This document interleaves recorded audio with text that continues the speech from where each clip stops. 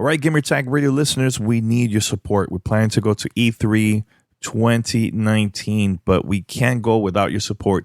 Head over right now to donate.gamertagradio.com. That's donate.gamertagradio.com and support the show. You can donate if you want, or there's another way for you to support GTR. Go to store.gamertagradio.com and buy t-shirts, hoodies, stickers. Help us out. Please spread the word. Enjoy the show. Ladies and gentlemen, podcasting since 2005. You're listening to Gamertag Radio with your hosts, podcaster Hall of Famer Danny Pena, the always opinionated Paris Lilly, and from outside of the norm, Peter Toledo. This is Gamertag Radio.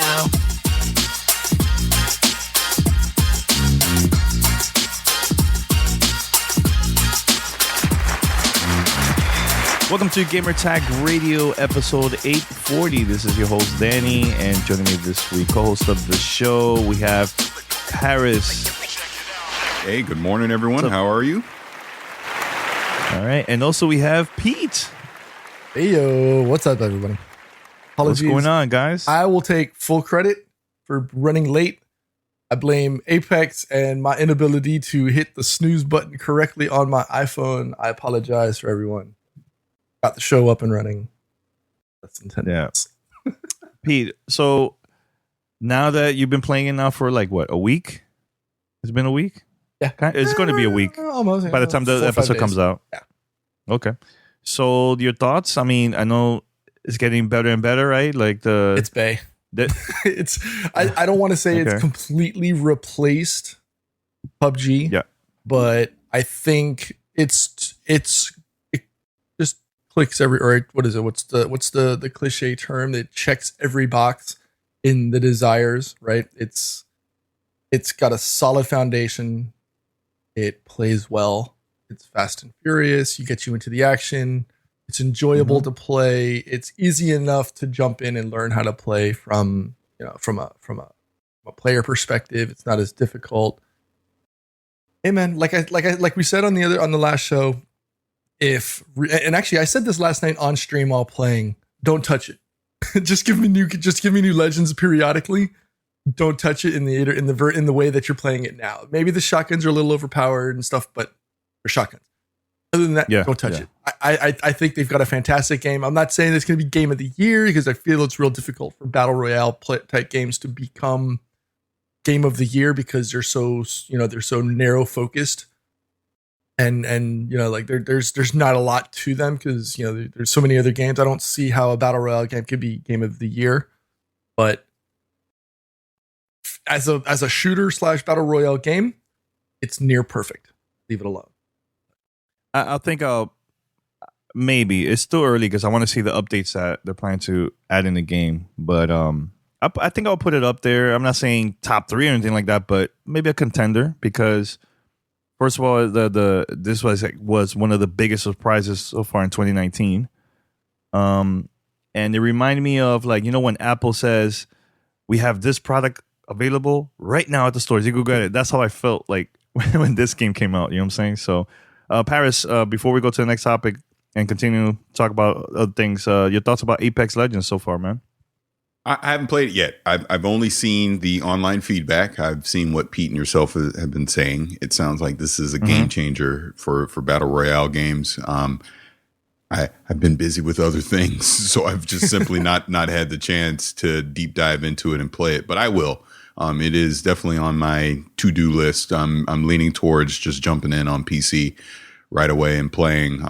But yeah, everything I've seen about it so far has been fantastic. I know you guys kind of already talked about this already on the last episode that wasn't on, but I like the way that EA and Respawn launched this game. I think that's the future of being able to market and launch games because let's just be honest. Yes, Polygon, the Kotakus and all those of the world still exist. IGNs of the world still exist and they still matter. But in today's age, people pay more attention to streamers and YouTubers, quote unquote influencers. So the fact that the EA used social media to launch their game and just like, hey, we played it, check it out. It's coming out tomorrow. They did a Twitch live stream and it was available right now. and look at the numbers. The numbers say it worked. Bottom line, it got the attention. It got the awareness that it needed. People downloaded it in record numbers. It worked. So I fully expect to see more of this happen in the future. Instead of, they could have announced Apex Legends at E3 last year, right? Mm-hmm. They didn't need to. We didn't need to drag this out, have preview events, and do all these things. And I understand why they do them, and I understand the whole purpose of them. But I like that EA took this chance and this risk of doing something outside the box. And I fully expect to see other publishers try something similar in the future. I mean, I'm sure a lot of it had to do with the fact that it's a free to play game, and you make money off of it, off of all the the loot box stuff that they'll have coming soon. But it's fun. It's a AAA experience. You see Pete absolutely loves it. Everyone that I've seen that has been sitting around playing this game absolutely loves it. I fully expect when I jump in, I'm going to love it too. So yeah, I'm excited for this. Now, before we move on to anything else, I have to bring this up though, because I said it when it first got announced. I've seen other people talk about it on social media, and I think this is a real thing. Yes, this is a success. Yes, this was great for EA and Respawn, and the stock went up and all this. But what does this mean for Anthem? I still feel like Anthem realistically comes out this week. It comes out this Friday, because that's when the early release starts, right? Mm-hmm. Nobody's talking about it. Nobody. Everybody is talking about Apex Legends. And this even goes for the Division 2, to be perfectly frank with you. It stole all the shine that Division 2 beta would have had as well, because everyone's talking about Apex. Everyone's playing Apex. No one's talking about these other games. So, not to mention, we know there's another Battle Royale game coming out for EA on Battlefield 5, Firestorm. That's coming soonish. No one's talking about that either, because this Apex Legends just took everyone by surprise, and it's so good and so polished. So I don't know. We'll see when Anthem launches. We'll see if the buzz picks back up at the end of the week going into the official launch on the 22nd. But you can't tell me taking eyeballs off of that game isn't going to hurt it even a little bit. I just think it does. So. I agree. I definitely think Ubisoft is their ears perk like, oh, there's a new challenger in the ring, right? Even if it's it's a battle royale. It has nothing to do with the Division 2. But I mean, it's telling that at 9 a.m. on a Sunday morning, there's 250,000 people on Twitch watching the game. League of Legends, which has the LCS, which is typically their busiest times of the year. Whenever they have an LCS or they have summer splits or any championship series within League of Legends is the top dog on Twitch, bar none. It's like the rule of law. It happens every time. They've been second place this entire week, and that is telling of how influential this game has become in such a short time. It's so crazy. Mm-hmm. But let's talk about what Paris mentioned a couple minutes ago about the marketing. I know we talked about this during our daily conversations. Make sure to check it out. That was a pretty dope episode. But this game already has, probably by now, even more than this, 10 million players, over 10 million players. That was all word of mouth. That was all because of the streamers and YouTubers also talking about it, because they got to see it. They talked about it through their social media accounts. And I know there was people that were mad about that, but it worked. So a couple days ago, I went to a school to talk about like podcasting and GTR, right? And a lot of the students that were there, they were asking me about, hey, have you met this YouTuber or streamer? None of them mentioned anything about Kotaku, IGN, Polygon. There is an audience for that, right? But I think there's a bigger audience that just stick with YouTube just right now, just earlier today, my niece, 6-7 years old, went downstairs. She didn't went downstairs to watch like cartoons. She went to check out her favorite YouTuber playing Minecraft right now. Downstairs, she's watching it right now. So it makes sense for EA and all these other companies that fly out all these content creators so they could spread the word about their products, because it works. There's people that don't listen to podcasts, don't visit websites. All they do is just watch videos on YouTube, and that's it. I got to break the fourth wall really quick. I have to address the chat, because part of what the chat is saying right now is Anthem and Apex Legends are in different silos, so it doesn't matter. See, this is where I disagree. It's not about that they're the same game. This isn't a Titanfall 2 Battlefield 1 scenario that we had, a couple years ago. It's you are marketing a brand new IP. This is a new IP into the looter shooter genre. It is unproven. There's no history behind it. There's no reliability behind it. And now the attention is no longer on it. Are we sure that enough casual folks out there even know what Anthem is? Did they even touch the demo? We don't know, because just like Danny's saying, the casual audience, the non-siloed audience, they're all paying attention to Apex right now. All their favorite YouTubers and streamers, they're playing Apex right now. They're not talking about Anthem. That's the kind of the point that I'm making. Is the awareness going to be there in quote unquote launch week to get people that normally would not pick up Anthem to actually understand that Anthem is coming out and say, hey, I'm going to drop $60 on this and check out this game, or I'm going to get Origin Premiere or whatever the case may be to pick up this game? I'm not so sure. Because I think, again, I feel like EA is competing against themselves in this scenario, because they launched such a kick-ass game that has so much of the casual media cycle right now talking about it, not the hardcore audience. Look, the hardcore looter shooter people, yes, they're going to pick up Anthem because it doesn't matter what the hell else is happening, right? I'm talking about the people that normally aren't paying attention to this or wouldn't even give it a consideration. Is there enough marketing right now behind Anthem from the EA standpoint that it's going to have those eyeballs paying attention to it? I personally don't think so, because I think all those same eyeballs are paying attention to Apex Legends right now. Hell, even the Twitch streaming numbers are telling you right now there are a record number of people paying attention to that game. That's all I'm saying. And I'm not saying Anthem won't be a success. It's going to be a flop of this, but you will lose people because of this. That's all I'm saying. And I'm not saying it's going to be a record number of people or a high number, but there's going to be some. That's all. And we'll see what happens next week when the game launches, what the launch numbers look like. But I think also, Paris, and we talked about this, man, like I think also the reason this game got released is because the investors, man, they were not happy with the performance of EA throughout the past year. Battlefield was a flop to them. You know what I'm saying? 2019, a brand new year. Why not release a free-to-play game, get a good buzz right before the release of Anthem? Because imagine if EA would have just released Anthem and that's it. There was no Apex Legends. So let's just say the investors are not going to be happy. They're going to be disappointed. They are going to be super disappointed with the performance of EA because of that game. Now the confidence is there because of Apex Legends. No, I understand what you're saying. Expectations also. I think you also have to you also have to consider expectations, right? This, I think, was a gamble, as we've seen before from Respawn, right?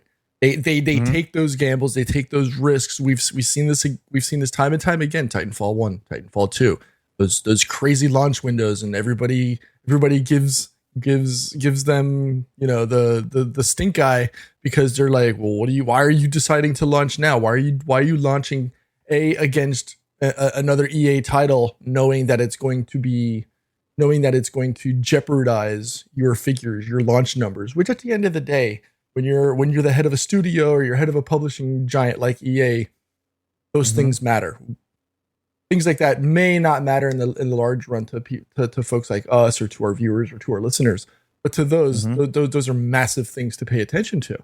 And when you take those things into consideration, they took another gamble again, and now they're doing it against a major product, kind of in Anthem, and in a major release thing with regards to Firestorm and the Battlefield 5 Battle Royale, which is anticipated, as highly anticipated as all of the other offerings currently on the table. I don't know if it is, but still, it's intriguing how Respawn has taken that. Has taken, I guess you could call it the Fortnite recipe, and pushed it out. Something that they can iterate quickly on, something that's free to play. They want to monetize. You can monetize it through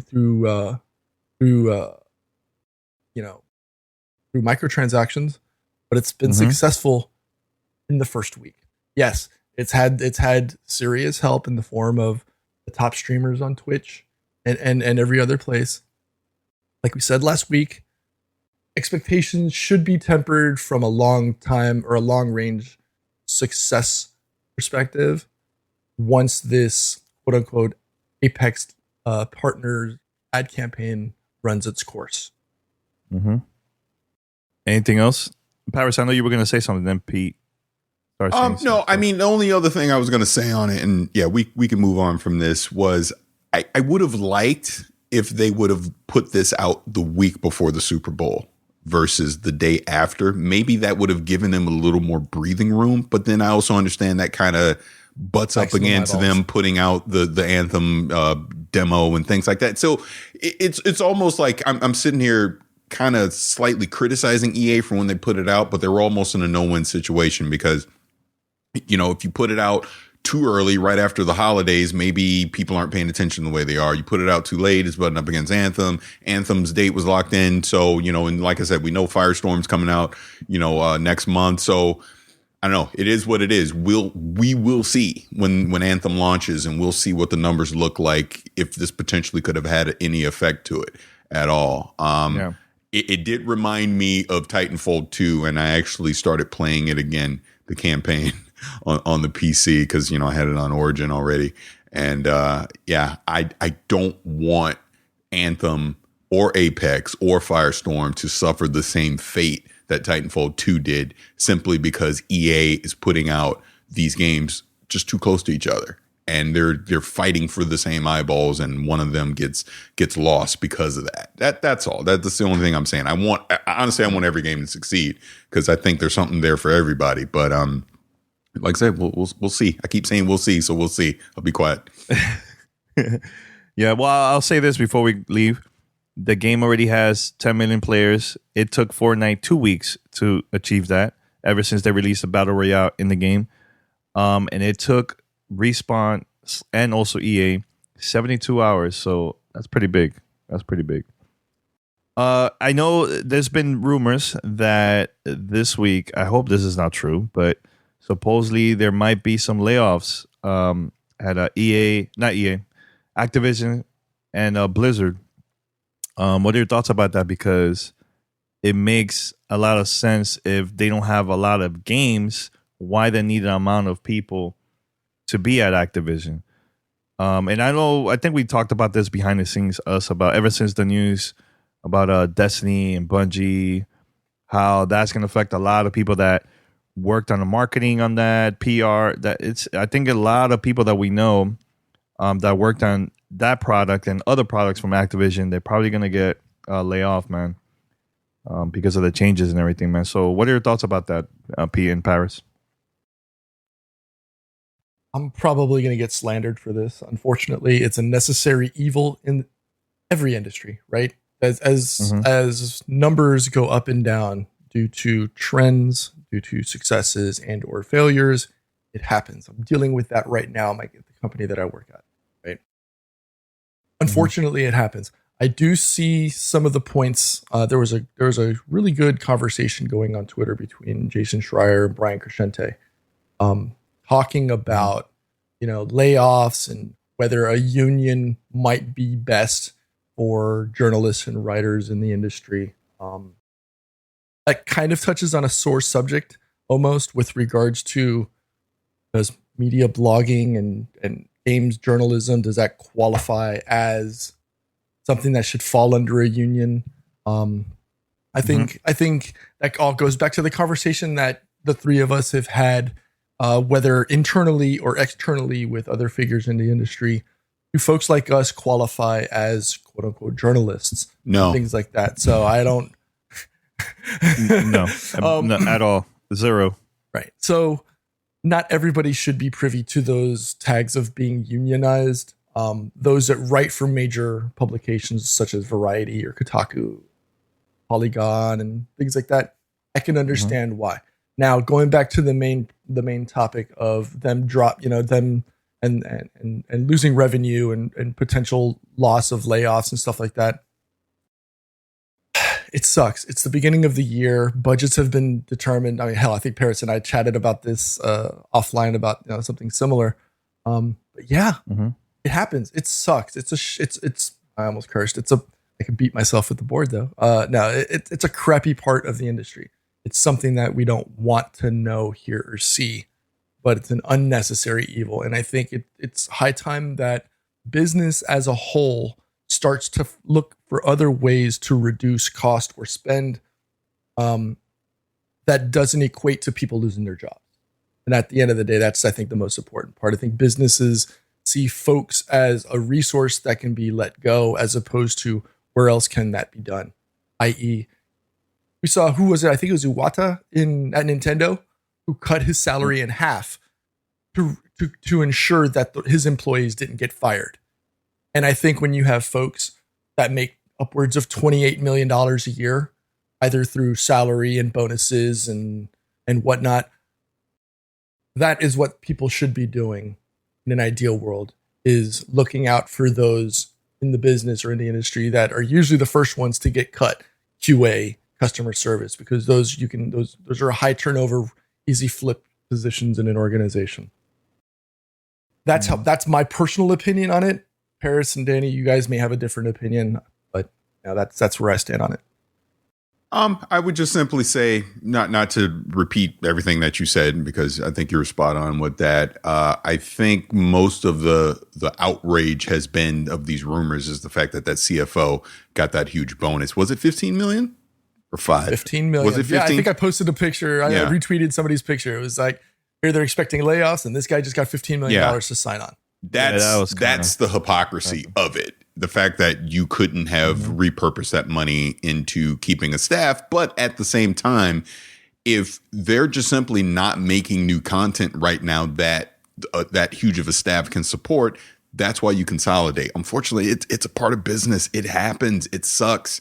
I hate to even talk about it because my old job, I drove by Blizzard every day. I know people over there. So I'm truly hoping that they don't get laid off here if that's the truth of the matter. But, it happens. But then you see the CFO get this bonus. A lot of it's through stock and things like that. So it's not like tangible, real, just cash sitting in his hand right now. But it sucks. I don't think I can say it any other way other than it sucks that it happens. And I hope if people are affected by this, that they can land on their feet quickly. Yeah.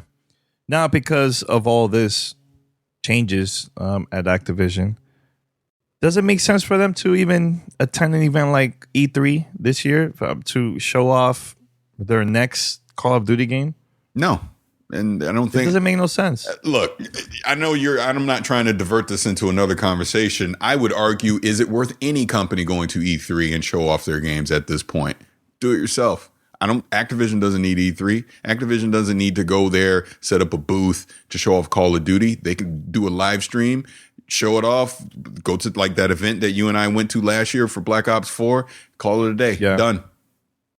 That's it. And people were talking about it, remember, for a while. Mm-hmm. And now at E3, I think they were showing just the multiplayer. Still the same thing that they showed at the event. Yeah. That's all they had at E3. They never showed Blackout until later that year. So it makes sense for them not to attend E3, man. Now, unless they have another project that we don't know. But right now, it's only Call of Duty. So now, Paris, when it comes to like the Division 2, is there an expansion coming out later this year? Or no, that's it, right? That's it, or they're only going to add like updates for this. They have right? three stories coming out, and then seasons popping out, and we know at least one raid's going to be there, if not. But Julian did mention multiple. I don't know if that's all year one, but there's going to be, because remember, all the year one content is free DLC. Wait, I'm talking about Destiny. You said the Division 2. The Division. Oh, I did. Yeah. My bad. I'm out of it, dude. All right. Well, we'll get into it. The Destiny. Yeah, wake up. Yeah, wake up. You hosted the show. I respond to what you say. I don't read your mind. As far as Destiny goes, yeah, Joker's Wild is coming next month. And then you got Penumbra, I can never say it right. Penumbra. Yeah, coming in the summer. The big question with them, which, hey, shameless plug, Fire Team Chat, I had asked them about it on the IGN podcast. I actually talked about this and mentioned my name. So shout out to Destin and those guys. But I was asking them what did they think about once we get to September with Destiny 2. Is an annual pass enough to pacify people, a second annual pass enough to pacify people for an entire year until we most likely get Destiny 3 in fall 2020? Or do we need another Forsaken style expansion in September to keep people engaged and want to play the game? Me personally, I think they do. They need at least a Rise of Iron type expansion, which wasn't as big as something like Forsaken, but it was bigger than something like when they came up with Crota and things like that. So they need something that is basically a new space to play in, and obviously new things to do in September, and an annual pass as well to keep content going during the rest of that calendar year of 2020 until we can get a true Destiny 3. So that would be to answer your question, Danny. Yes, they do have content coming at least until September, and after September, we have no idea. Okay. All right, so let's go with the next topic. This is about Halo Infinite devs won't make same story mistakes as Halo. They can't. 5. They absolutely cannot. Or right. They will kill that franchise. Let me read what they were saying. I don't care what they said. I'm telling you what they better not do. Halo is one of those franchises that we have a lot of players who are probably going to come back when we release Halo Infinite. And we just want to make sure, as it gets in there, that people aren't lost, which is one of the things that people complain about with Halo 5. So it's making sure there's enough meat and awesome for the fans, and at the same time is approachable for people who are coming back in. Your thoughts about this? I agree. I think Halo 5 had a great multiplayer. Story was kind of weird. Your thoughts about this, guys? I just gave you my thoughts. Don't F up the story That's again. It? Done. That's it. Don't screw the story up. They better focus on Master Chief going into Infinite. I do think this is going to be a more of an open world type experience. I kind of hope it is. Let's do something out of the box with Halo. But the actual story itself, it needs to be about Master Chief and Cortana. That's what has fueled Halo since day one. And I felt like they really got away from that with Halo 5. And that's what happens when you get freaking Luke Cage as the main character. And then Luke Cage is like, well, I'm not going to do the voice. Go get someone else. And it was, look, we always talk about fake news and all that nonsense, but the marketing campaign was totally opposite of what the game really was. And Master Chief was a guest star in his own game. So yeah, let's not do that again. But at the same time, Paris, that was not the developer's fault. That was the marketing team's fault. I don't care whose fault it was. I'm just saying what happened. That's what happened. And look, we've had conversations with certain people that admitted, yeah, that was a mistake on their part. So don't make that mistake again. That's all I'm saying. Halo is a very important IP to me. It's a very important franchise. It was the quote unquote modern console shooter that proved that you can have online gaming. Right, that it could work. With Halo CE, it was like LAN parties and things like that, and then Halo 2 took it to an absolute new level with Xbox Live. I love Halo, absolutely love Halo. Halo 5 is the only Halo game I was disappointed with on a certain level, where I had to force myself to finish the campaign. Don't do that, because you'll kill this IP. You'll kill this very important IP if you do that. So get it right this time. And they know that's look, this is why they've taken so long to come out with the successor to Halo 5. I mean, we're most likely going to get it launch 2020 with the new Xbox, which makes a lot of sense. Let's reinvent Master Chief. Let's do it the right way. And, let's keep people engaged into this franchise. And I know the multiplayer was good and, people love to play all that, but I started playing Halo because of the story. That's what got me hooked. That's what got me to stick around. And the multiplayer is what obviously long-term gets you to stick around, but it's that story with Spartan 117 and Cortana and their adventures. That's why you show up to Halo. So let's get people excited about that again. That's all I care about.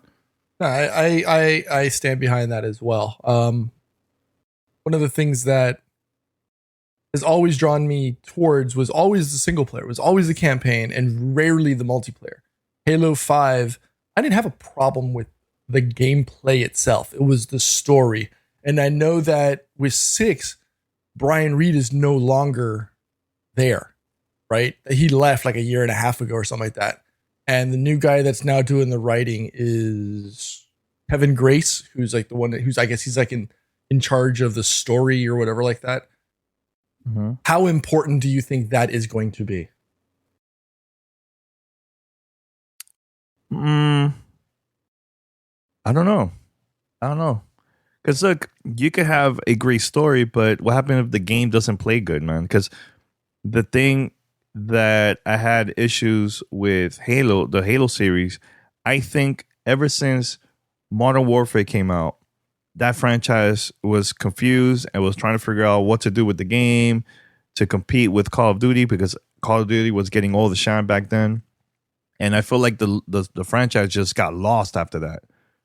Especially that they were focusing, the developers at that time, Bungie, and also now 343, got concentrating so much on the multiplayer side of the game that the story just went downhill slowly after that, man. So, I mean, do you guys agree or disagree? What do you guys think?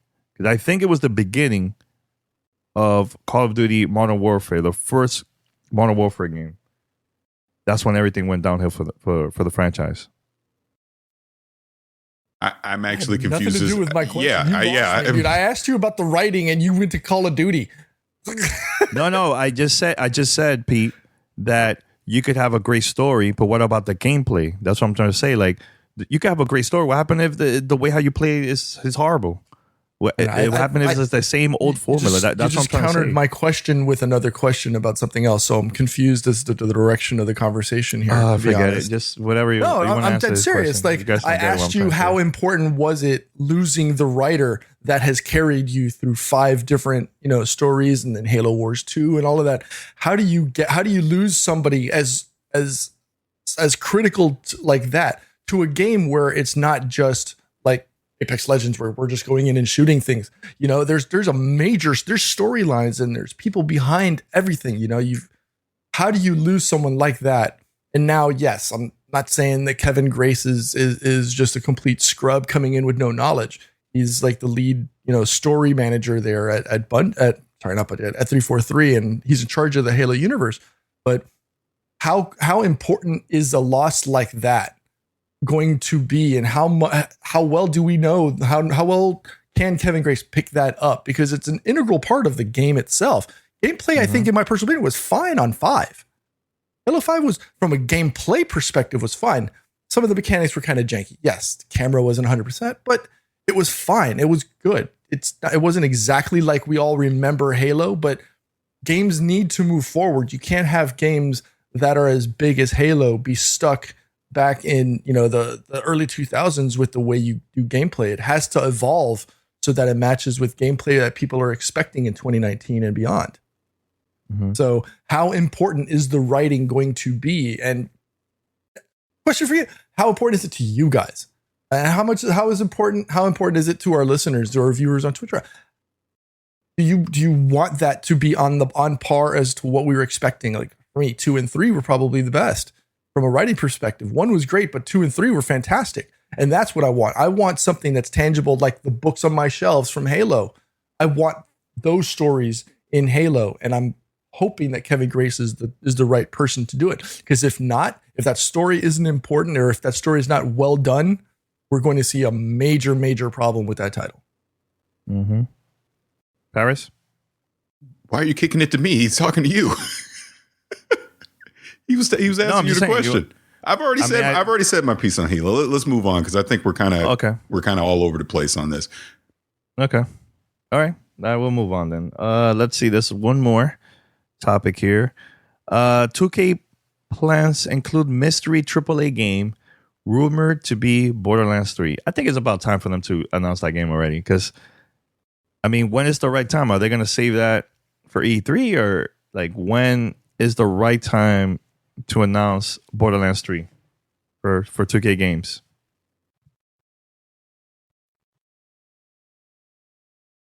Anyone? I didn't know who that question was directed to. So Having a conversation with y'all, it could be anybody. It could be anybody. I think it's been a while. I absolutely agree that yes, it's probably a good time for Gearbox to drop Borderlands, a Borderlands sequel. I mean, it's been what, 5, maybe 6 years since 2.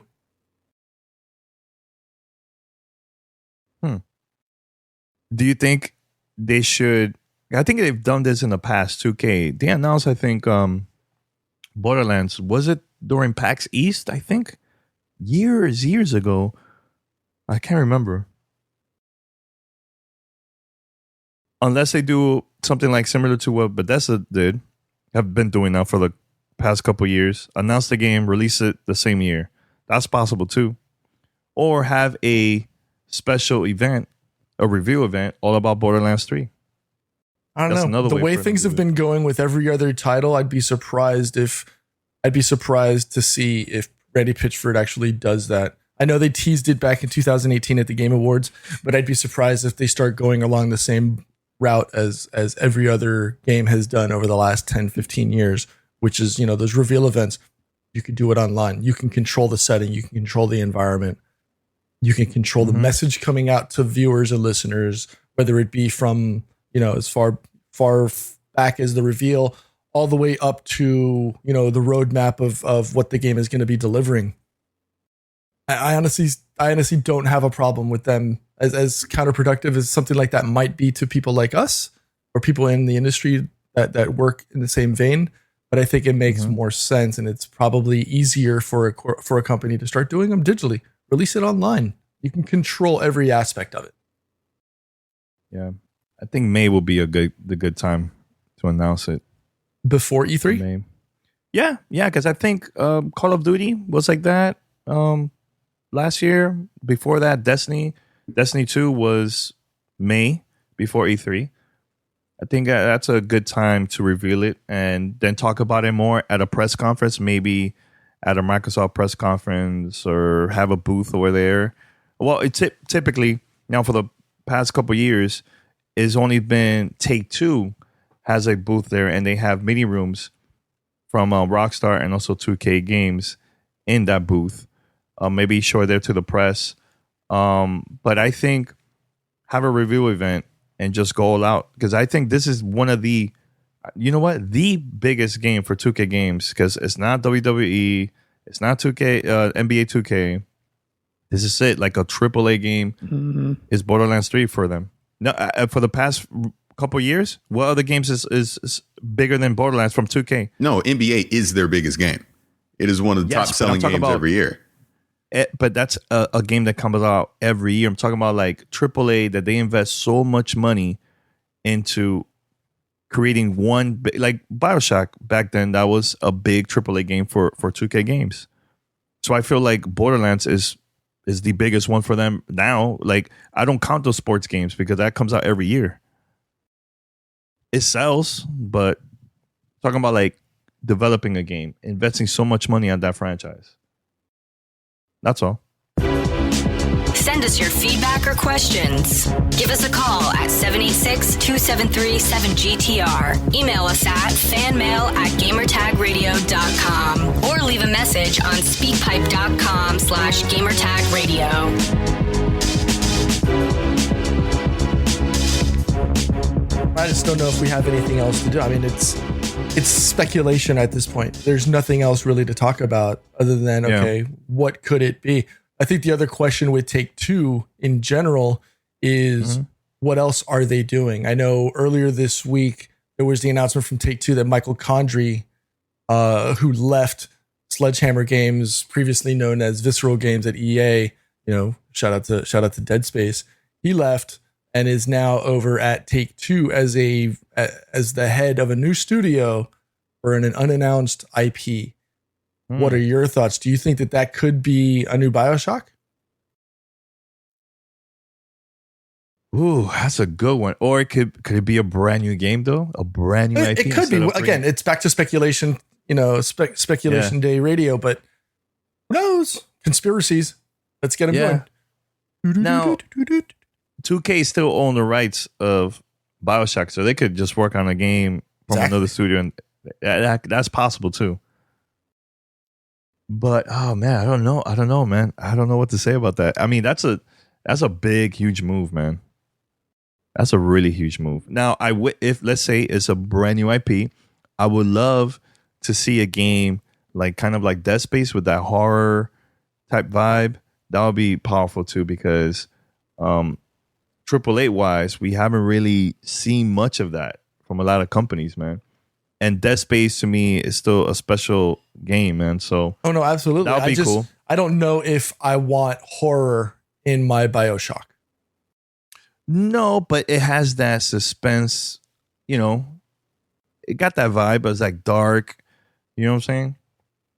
I mean, not as much as Dead Space, of course not, but there's some parts that was pretty scary. The look on Danny's face. The look on Paris's face, though, when you said that. What? Huh? About what? No, actually, it was towards what you said. You don't want horror in your BioShock. That's actually part of what the original BioShock was. But it wasn't as dark as Dead Space. It was a sci-fi horror game, though. It's part of what it was. Yeah. I don't know. I just didn't find that scary. I don't know, to me. That's just me. Pretty soon, we're probably going to review a couple of games. Make sure to tune in. Don't know when it's going to go live, but there's a lot of games coming out February 15th. There's a lot. So hopefully we can review that pretty soon on our podcast. And that's about it. So head over to gamertagradio.com, post your comments and feedback. You can also check us out on Spotify, Apple Podcasts, TuneIn Radio, Stitcher, and other podcast directories. Give us a call, 786-273-7GTR. That's 762-737-GTR. Or hit us up, fanmail at gamertagradio.com.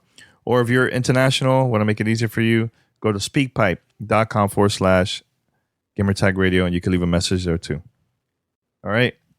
Until next time, we're out. Peace.